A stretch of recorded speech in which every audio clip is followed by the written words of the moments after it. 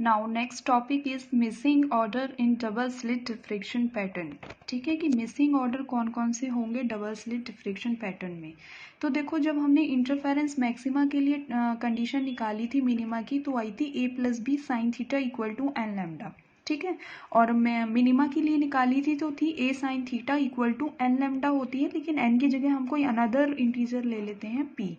ठीक है, तो where n and p are integers, if the value of a and b are such that both of above equation are satisfied simultaneously for the same value of theta, then a certain interference maximum will overlap the diffraction minima at some position on the screen, and these order of interference maxima will be missing in the diffraction pattern. तो from equation 1 and 2, जो equation 1 and 2 थी interference and diffraction की, तो a plus b उसको 1 को divide किया है 2 से, तो a plus b divide by 2 equal to n upon p।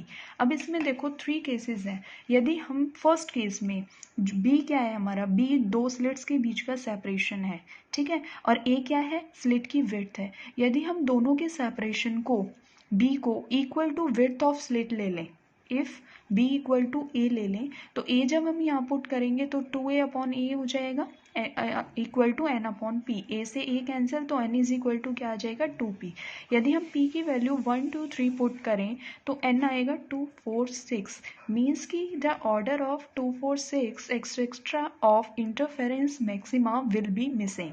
ठीक है, सेकेंड केस में यदि हम विड्थ सेपरेशन को, मीन्स कि ये दोनों स्लिट का जो सेपरेशन है b, उसको ट्वाइस ऑफ विड्थ कर दें। पहले हमने इक्वल टू a लिया था, अब हम ट्वाइस कर दें, तो ट्वाइस करने पे आ जाएगा 3 upon a n upon p। तो यहाँ से n is equal to 3p। तो p की वैल्यू जब हम 1 2 3 पुट करेंगे तो n इक्वल टू आएगा 3 6 9। तो जब हम उसको ट्वाइस कर दें, विड्थ सेपरेशन को ट्वाइस ऑफ विड्थ कर देंगे, तो जो हमारा ऑर्डर होगा 3 6 9, वो इंटरफेरेंस मैक्सिमा का वो मिसिंग होगा, विल बी मिसिंग। ठीक है, थर्ड केस में यदि हम b इक्वल टू 0 कर दें, मीन्स कि दोनों स्लिट के बीच का सेपरेशन ही 0 कर दें, सेपरेशन 0 हो जाएगा तो वो एक सिंगल स्लिट बन जाएगी, वो डबल स्लिट तो रहेगी ही नहीं, और जब वहाँ डबल स्लिट ही नहीं रहेगी तो वहाँ पे इंटरफेरेंस नहीं होगा। ठीक है, तो a plus B equal to क्या हो जाएगा, a हो जाएगा। तो टू स्लिट ज्वाइन, दोनों स्लिट ज्वाइन कर जाएंगी, all the interference maxima will be missing, the diffraction pattern observed in similar to a single slit of width a। ठीक है, तो ये था missing order of double slit front of a diffraction due to double slit. Now next topic is resolving power. Resolving power क्या होती है? Resolving power होती है the method of separating close object और seeing them as separate is called resolution, and the ability of an optical instrument to produce intensity separate image of two objects very close to each other is called its resolving power। ठीक है, कोई भी दो distinct object को separate करने की जो ability होती है ऑप्टिकल इंस्ट्रूमेंट की, ठीक है, उसको बोलते हैं रिजॉल्विंग पावर। ठीक है, रिजॉल्विंग पावर जो होती है, एक प्रैक्टिकल भी किया था हमने सेमेस्टर में कि resolving power of A telescope निकाला था, दो स्लिट्स थी, उनको हमने जस्ट रिजॉल्व की कंडीशन वहाँ पे करी थी। ठीक है, तो अब क्या है कि रिजॉल्विंग पावर बेसिकली क्या होती है, दो डिस्टिंक्ट ऑब्जेक्ट को सेपरेट करने की जो एबिलिटी होती है ऑप्टिकल इंस्ट्रूमेंट की, ठीक है, उसको बोलते हैं रिजॉल्विंग पावर। तो किसी भी ऑप्टिकल इंस्ट्रूमेंट की रिजॉल्विंग पावर की न्यूमेरिकल वैल्यू को फाइंड करने के लिए हमें किसकी ज़रूरत होती है? रेले क्राइटेरिया की ज़रूरत होती है। ठीक है, तो रेले क्राइटेरिया बेसिकली हमें पहले रेले क्राइटेरिया पता होना चाहिए, तभी हम किसी ऑप्टिकल इंस्ट्रूमेंट की या टेलीस्कोप की, किसी की भी हम ग्रेटिंग की, किसी की भी रिजॉल्विंग पावर कब निकाल सकते हैं? जब हमें उसका रेले क्राइटेरिया पता होगा। ठीक है, तो पहले हम रेले क्राइटेरिया पढ़ेंगे। तो according to Rayleigh the two nearby image are said to be resolve if position of central maxima of one coincide with first secondary minima of the other। ये रेले क्राइटेरिया होता है, ये जस्ट रिजॉल्व की condition है। ठीक है, तो इसको मैं एक छोटा सा एग्जांपल, डेली लाइफ का कोई एग्जांपल लेके मैं इसको बता देती हूँ। तो इसको मैं एक एग्जांपल से बताती हूँ।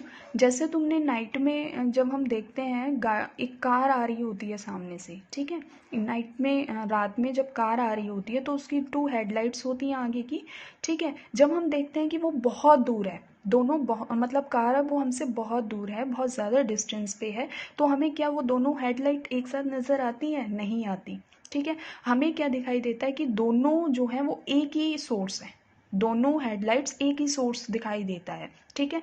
तो ये वाला जो केस है, ये फर्स्ट हेडलाइट है, ये सेकंड हेडलाइट है, ठीक है। ये फर्स्ट का सेंटर है, ये सेकंड का सेंटर है, ठीक है। जब हम इन दोनों के बीच में जो एंगल बन रहा है वो डी थीटा 1 है, ठीक है। ये एंगल बहुत स्मॉल है। उसके बाद देखो जैसे ही वो लाइट क्या है, तो इस वाले केस में ठीक है, उसके बाद थोड़ी देर बाद क्या, नेक्स्ट जो इसका सेकंड केस है, सेकंड केस में क्या है कि जब वो कार थोड़ी हमारे क्लोज आती है, क्लोज आने पे क्या होता है, हमें जस्ट दोनों लाइट्स जो हैं, दोनों हेडलाइट जो हैं वो सेपरेट होती हुई नज़र आती हैं, ठीक है। ये फर्स्ट है, ये सेकंड है, दोनों का सेपरेशन हो गया, ठीक है। तो यहाँ पर ये एंगल बन रहा है डी थीटा, ये इससे थोड़ा ज़्यादा है, ठीक है। थर्ड केस में अब कार जब और ज़्यादा क्लोज आ जाती है, तो और ज़्यादा क्लोज आने पे वो हमें उन दोनों के बीच में काफ़ी डिस्टेंस नज़र आता है, काफ़ी डिस्टेंस नज़र आने पे ये एंगल बहुत ज़्यादा होता है, ठीक है। तो रेले क्राइटेरिया के लिए ना हमें इसकी ज़रूरत है ना ही हमें इसकी ज़रूरत है। रेले क्राइटेरिया हमें जस्ट रिजॉल्व की कंडीशन से ही हम निकाल सकते हैं रिजॉल्विंग पावर, ठीक है। तो जो ये रेले क्राइटेरिया के अकॉर्डिंग, अब देखो ये तो हमने एक एग्जांपल लिया, अब ग्राफिकली हम इसको कैसे बताएंगे, ठीक है। फर्स्ट केस जो है, फर्स्ट केस जैसे सपोज करो इस फर्स्ट सोर्स की वेवलेंथ है λ1 और सेकंड सोर्स की है λ2, ठीक है। तो फर्स्ट सोर्स से जो डिफ्लेक्शन पैटर्न बनेगा वो ये बनेगा, central maxima, minima, maxima and minima and so on, ठीक है। ऐसे ही सिमिलरली सेकंड वेवलेंथ है λ2, ठीक है, सेकंड की है λ2, तो सेकंड की λ2 का क्या है, ये बन रहा है मैक्सिमा मिनिमा, मैक्सिमा मिनिमा। तो इससे क्या है कि हमें क्या लग रहा है कि दोनों का जो मैक्सिमा है, सेंट्रल मैक्सिमा है, सोर्स फर्स्ट का भी सोर्स सेकंड का भी, वो दोनों एक दूसरे को ओवरलैप कर रहे हैं, और ओवरलैप कर रहे हैं तो उससे क्या होगा, वो हमें नॉट रिजॉल्व दिखाई देगा, ठीक है, नॉट रिजॉल्व का केस होगा। तो इसलिए इस कंडीशन की ज़रूरत नहीं होती। सेकंड केस देखो, जो ये वाला केस है इसमें हमें जस्ट रिजॉल्व होता हुआ दिखाई दे रहा है। तो जस्ट रिजॉल्व में क्या होगा, ये चीज़ याद रखना। जस्ट रिजॉल्व में देखो जो फर्स्ट की वेवलेंथ है लैम्डा, जो इसका सेंट्रल मैक्सिमा है λ1, ठीक है, यहाँ पर, और उसके बाद ये तो फर्स्ट का ग्राफ बन गया ये वाला, ठीक है। सेकंड सोर्स का, जब जो सेकंड सोर्स का सेंट्रल मैक्सिमा है ये फर्स्ट सोर्स के मिनिमा के ऊपर होना चाहिए, ठीक है। फर्स्ट का मैक्सिमा, सेंट्रल मैक्सिमा, सेकंड का सेंट्रल मैक्सिमा फर्स्ट के मिनिमा के ऊपर होना चाहिए, और सेकंड का मिनिमा और इसका फर्स्ट का सेंट्रल मैक्सिमा होना चाहिए, ठीक है। तभी ये केस जो होगा जस्ट रिजॉल्व का केस होगा, ठीक है।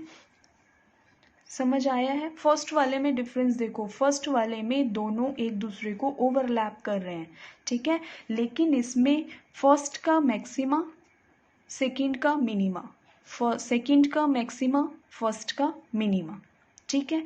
ये है जस्ट रिजॉल्व की कंडीशन। यदि ये कंडीशन सेटिस्फाई होती है तो ही हम किसी की रिजॉल्विंग पावर निकाल सकते हैं, ठीक है। थर्ड केस देखो, जो ये वाला थर्ड केस था, इसके अकॉर्डिंग क्या होगा, दोनों सोर्सेज जो हैं वो काफ़ी डिस्टेंस पर हैं, काफ़ी डिस्टेंस पर हैं, तो फर्स्ट का ग्राफ ये है, सेकंड का ग्राफ ये है, तो इन दोनों के बीच में काफ़ी डिस्टेंस है, तो हमें ये भी हमारा रिजॉल्विंग पावर का केस नहीं है, ठीक है। तो जो सेकंड केस है ये हमारा रिजॉल्विंग पावर का केस है, ठीक।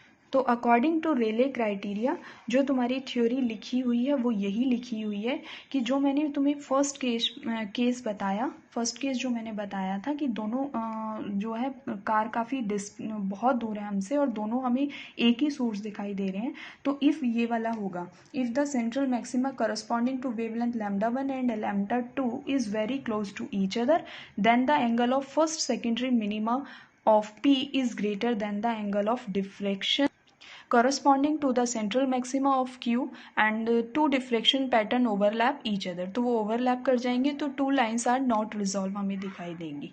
ठीक है, जो सेकंड केस मैंने बताया, सेकंड केस की जब वो लाइट कार जो है थोड़ी क्लोज आएगी, क्लोज आने पे हमें जस्ट रिजॉल्व की कंडीशन दिखाई देगी, तो वो ये वाला केस है। इसमें देखो लिखा हुआ है कि the position of central maxima of P or wavelength lambda 1 coincide with the position of first secondary minima। Means कि फर्स्ट का मैक्सिमा, सेकंड का मिनिमा, फर्स्ट सेकंड का मैक्सिमा, फर्स्ट का मिनिमा, जब ये कॉन्साइड करेंगे तो ही जस्ट रिजॉल्व की कंडीशन होगी। ये जस्ट रिजॉल्व की कंडीशन है। ठीक है, थर्ड जो केस था, जब कार बहुत पास आ जाएगी तो वो हमें काफ़ी डिस्टेंस पर दिखाई देंगी। ये वाला ग्राफ मैंने बताया था एग्जाम्पल में। ठीक है, तो ये अपीयर वेल रिजॉल्व्ड, मीन कि बहुत अच्छे से रिजॉल्व होती हुई हमें दिखाई देगी।